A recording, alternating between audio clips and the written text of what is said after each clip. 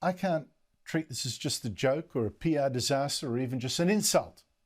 I don't think many commentators, especially the Liberals, have got to the heart of why the meeting on Saturday between basketball legend Shaquille O'Neal and Prime Minister Anthony Albanese was not just a mistake, but a very important warning.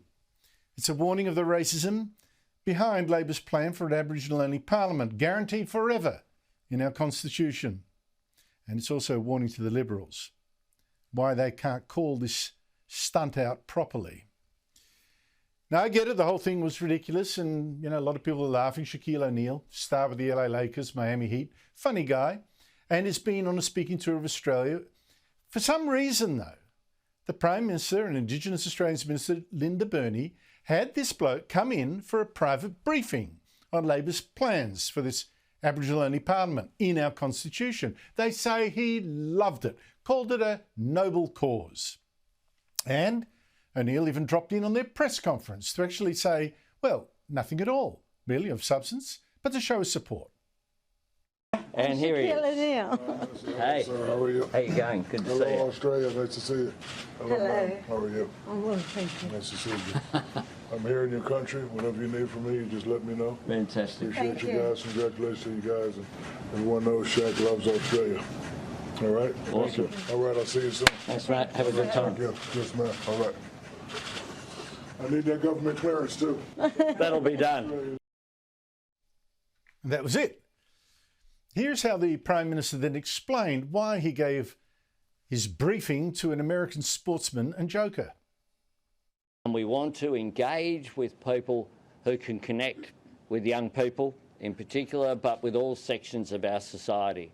Shaq has that record of, particularly when it comes to bringing people together of different backgrounds. Of different backgrounds, so there's a hint that I'll get to. But the question really is, why Shaquille O'Neal? Why did the Prime Minister and the Minister for Indigenous Australians grant this man an audience with them and a briefing and a press conference that they would not offer to 99.99% of the Australians who will be affected by Labor's plan? Why O'Neal? It's not as if this man, nice as he may be, is a great moral example to us all, given that he actually promotes online betting, which particularly hurts the poor. Never miss my weekly massage. And I never miss having a bet on Friday Night Footy. So again, why Shaquille O'Neal? It's also not that he's so super smart that we should look to this man for his insights. After all, he seemed unsure last week if the world is round or actually flat. I did hear a podcast once where you were fighting with someone claiming that you thought the world was flat and there's no way it was round. Was that a joke or is that what you think? It's a theory. For example, I flew 20 hours a day. Not once did I go this way. You didn't. All straight. I didn't go, You didn't tip over an edge, yeah. No, I didn't tip over. I didn't go upside down. So, but it's just, a theory. But you can fly to Australia. Conspiracy theory. I'll ask again, why Shaquille O'Neal?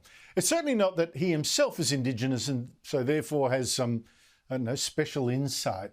I mean, he's from America, and the Indigenous people there, American Indian, Native American, not black. So, what excuse are we left with? Albanese and Linda Burney clearly gave O'Neal this royal treatment above any other visiting celebrity for one reason only. He's black. If he were white, do you think he'd be trotted out by Albanese? Look, here's a rich, white sports legend who promotes gambling, doesn't know if the earth is flat or round, but he does also support our race-based parliament. Do you think that would happen? Not a chance. So it's because he's black. O'Neal gets a private briefing, he gets the press conference of the PM because he's black, and to me that is racist. But more than that, this underlines exactly the problem with Labor's plan for an Aboriginal-only parliament. It does divide us by race, in fact by colour as well.